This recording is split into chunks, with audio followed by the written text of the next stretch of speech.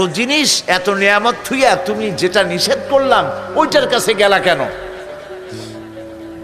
এই প্রশ্ন যদি আল্লাহ করেন তাহলে আমি কি বলবো? হযরতে আদম আলাইহিস সালাম তার ধারণা মতে যখনই আল্লাহ প্রশ্ন করলেন যে নিষিদ্ধ বৃক্ষের কাছে গেলে কেন, তিনি কোনো আর্গুমেন্টের কাছে যাননি, তিনি কোনো যুক্তির কাছে যাননি, তিনি সারেন্ডার করলেন আর পড়লেন রব্বানা যালামনা আনফুসানা ওয়া ইন লাম তাগফির লানা ওয়া তারহামনা লানাকুনান্না মিনাল খাসিরিন। জানেন না আপনারা? পড়েন রব্বানা যালামনা আনফুসানা ওয়া ইন লাম তাগফির লানা ওয়া তারহামনা লানাকুনান্না মিনাল খাসিরিন। হায় আমার রব, আমি আমার নিজের নফসের উপরে জুলম করেছি, অত্যাচার করেছি। তুমি যদি আমাকে ক্ষমা না করো আর যদি তুমি আমাকে করুণা না করো, আমি ক্ষতিগ্রস্তদের মধ্যে শামিল হয়ে যাব। আমাদের আদি পিতা আদম আলাইহিস সালাম বুদ্ধিমান ছিলেন, ঠিক না? আস্তে করলেন কেন? বুদ্ধিমান ছিলেন।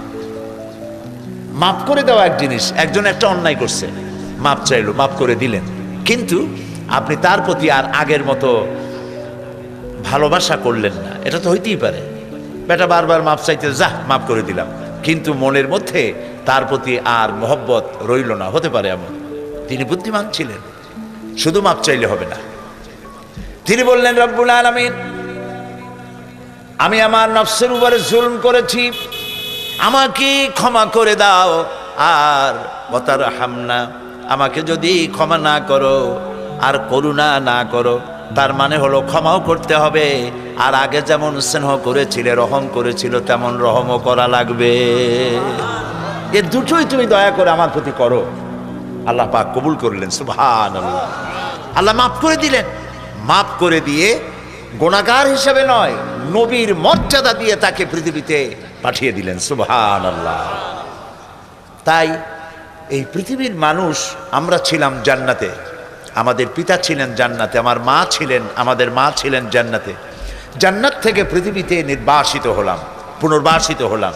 এখন এইখানে আসার পর আমাকে যে আবার আমার ওই হারানো জায়গায় ফিরে যেতে হবে। কোথায় ফিরে যেতে হবে?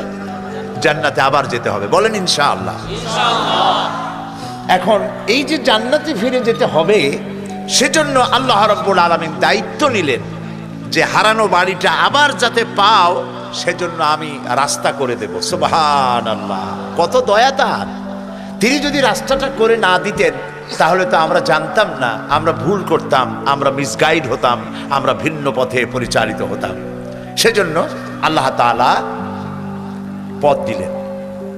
সে পথ হচ্ছে নবীদের দিলেন, নবীদের সাথে কিতাব দিলেন।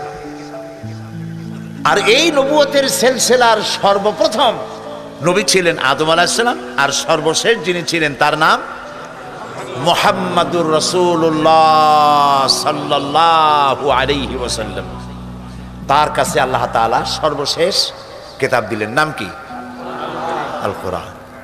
এবং বললেন ওয়া'তাসিমু বিহাবলিল্লাহি জামিআ ওয়া লা তাফাররাকু।